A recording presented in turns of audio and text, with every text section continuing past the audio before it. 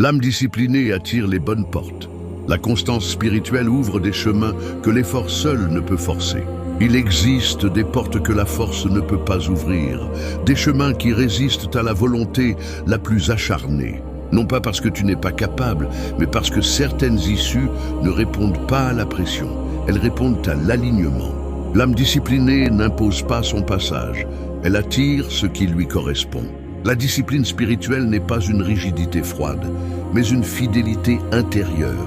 C'est le choix répété, souvent discret, de rester centré quand la dispersion serait plus facile. C'est prier quand rien ne presse, méditer quand rien ne brûle, rester intègre quand personne ne surveille. Cette constance façonne une autorité invisible qui précède chacun de tes pas. Beaucoup confondent effort et efficacité. Ils forcent, insistent, s'épuisent, mais les portes demeurent fermées. Car l'effort sans discipline intérieure fatigue l'âme, tandis que la discipline aligne l'esprit avec le timing divin. Ce qui doit s'ouvrir, s'ouvre alors sans violence, comme si le monde reconnaissait enfin ta maturité intérieure. Une âme disciplinée sait attendre sans se relâcher. Elle persévère sans se durcir. Elle comprend que chaque saison a sa fonction, certaines pour agir, d'autres pour se préparer. Elle ne gaspille pas son énergie à frapper des portes qui ne lui appartiennent pas. Elle se rend disponible à celles qui s'ouvriront d'elles-mêmes. La constance spirituelle te rend lisible aux yeux du ciel.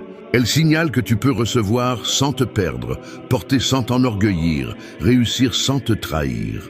C'est pourquoi certaines opportunités arrivent sans être cherchées. Certaines rencontres semblent providentielles.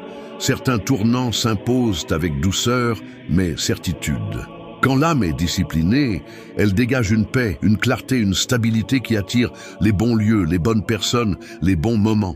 Ce n'est pas de la chance, c'est de la cohérence. Le monde visible répond à ce qui est établi dans l'invisible. Alors continue d'être fidèle dans les petites choses. Continue de cultiver la prière, le silence, l'écoute intérieure. Continue de choisir la constance plutôt que l'urgence, la profondeur plutôt que la précipitation.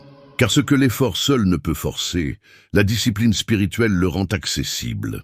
Et quand la bonne porte s'ouvrira, car elle s'ouvrira, tu n'auras pas besoin de courir. Tu entreras avec paix, sachant que ce passage ne te déplace pas seulement dans un nouveau lieu, mais dans une nouvelle dimension de ton appel.